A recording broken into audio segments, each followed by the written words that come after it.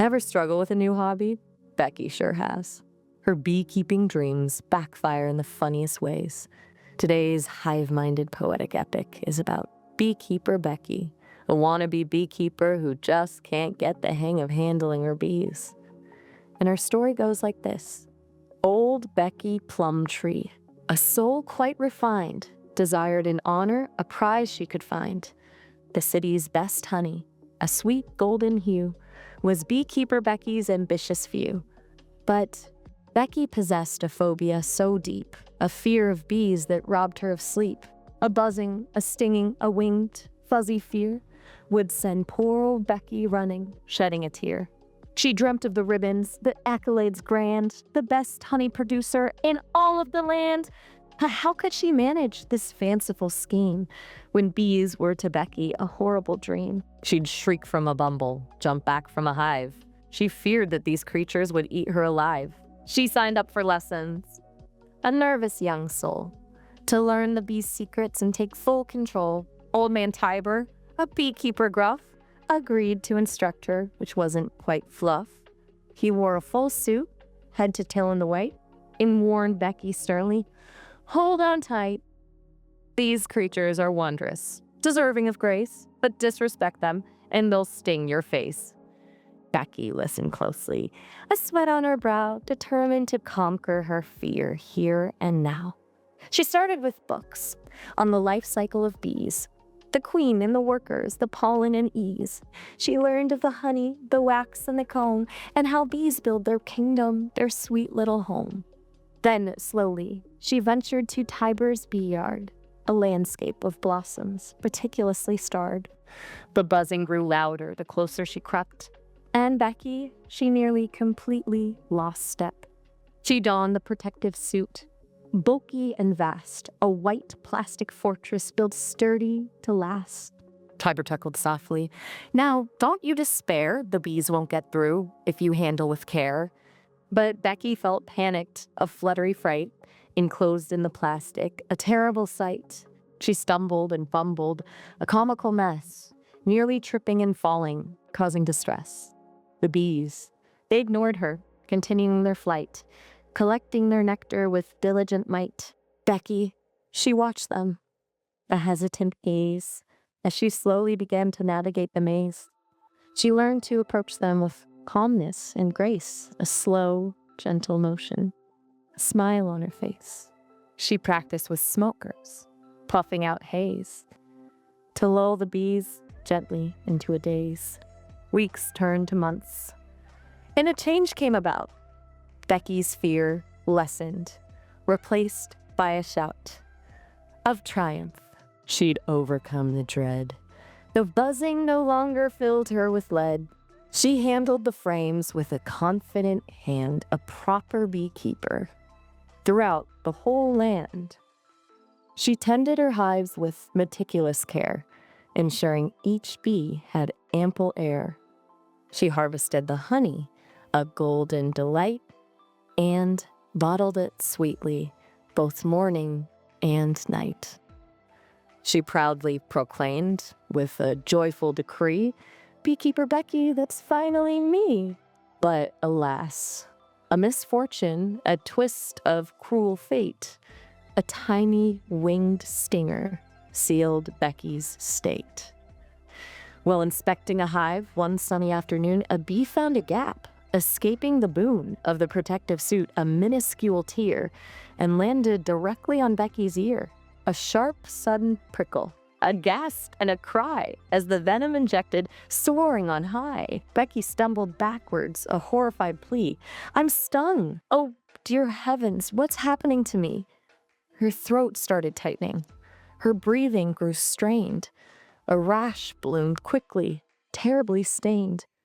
Her vision grew blurry. Her head felt so light she knew, with a horror, something wasn't right.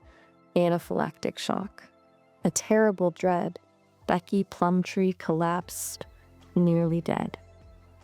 Old man Tiber rushed forward, with swift, knowing hand, calling for help throughout the whole land. The ambulance wailed, a siren's harsh sound, as Becky was lifted off the ground. She raced to the hospital, weak and in pain, praying for relief. A game and a game. Nurses and doctors worked fast and with skill, administering medicine to fight the venom's will. Epinephrine surged, a life-saving dose, as Becky lay trembling, almost comatose. Slowly, her breathing began to restore. The swelling subsided, and she feared no more.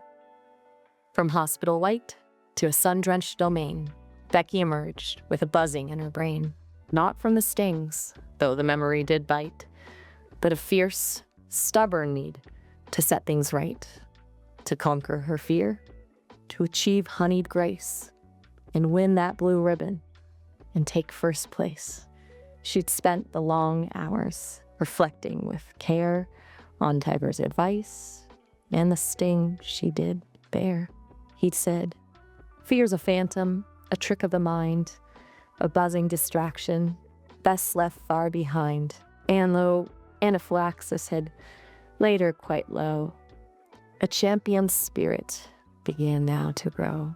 So Becky, undaunted, with purpose anew, set about building a beekeeping view.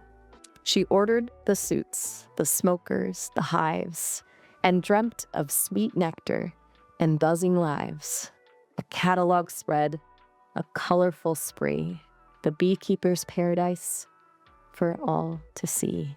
She pictured the farm, a pastoral delight, rows of bright hives, bathed in golden sunlight. Funds were quite limited, a troublesome plight, to build such a haven and make everything right.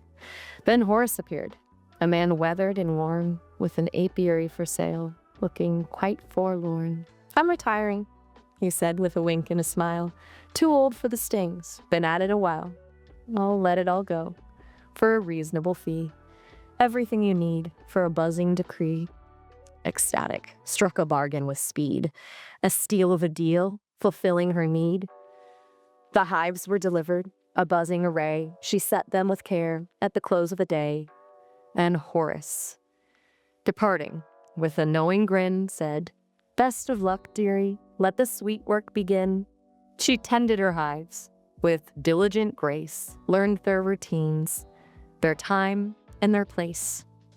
She watched them fly out to blossoms so bright and return with their treasure, a glorious sight.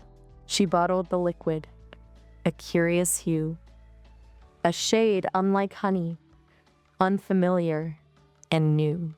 Still, she was thrilled, a victory so sweet, to finally have honey, her triumph complete. "This is it," she declared, with a joyous sound. "The best honey in the city will soon be found." She carefully packaged a jar, bright and clean, and entered the contest, a hopeful queen. But the judges awaited, with serious frowns, examining her entry with critical sounds. The first taste they took brought a horrified spree, a grimace, a shudder. "What is this you see?" They swirled it and sniffed it with puzzled despair. The substance was different, beyond all compare. "I'm afraid," said the head judge with a shake of the head, "your entry is disqualified. It's simply dreadful instead. It tastes of, well, honestly, we have no clue." "It certainly isn't honey. That much is true." Becky, deflated, her spirits now low, stood, stunned by the verdict, a heartbroken woe. But I followed the process," she stammered with fright. "I raised the bees properly, with all of my might. I'm sorry," the judge said. "The rules are quite clear. This isn't honey, my dear, and can't compete here." Dejected and puzzled, with questions untold, Becky knew she needed help. Brave and bold, she called old man Tiber. "Come quickly, I plead. Something's gone wrong. A terrible deed." He ambled on over his pace slow and mild, and peered at the jars with a look quite beguiled. He examined the hives with a critical eye and pointed to creatures buzzing nearby. Those aren't honeybees, dear. As plain as can be, those are wasps, industrious, wild, and free. Becky stared in disbelief, her jaw hanging low. Wasps. But they buzz, and they gather, to and fro. They do indeed, dear, Tiber explained with a smile, but their purpose is different, in a rather wild style. They all make sweet honey, as you well know, but something quite different, a viscous flow. Where did you get these from, if I may inquire? This isn't the sweetness a good bee would inspire, Becky, bewildered, exclaimed with a shout from Horace the farmer. Without a doubt. Horace? Tiber chuckled. That mischievous soul. He sold you a wasp farm, took his ultimate toll. And Horace, well, he just knew how to play. A little bit of mischief along the way. Thanks for watching. If you enjoyed this story, you can support the channel by liking, subscribing, picking up some Poetic Epics merch, or leaving a donation. Links are on screen and in the description. Thank you again. I'll see you next time.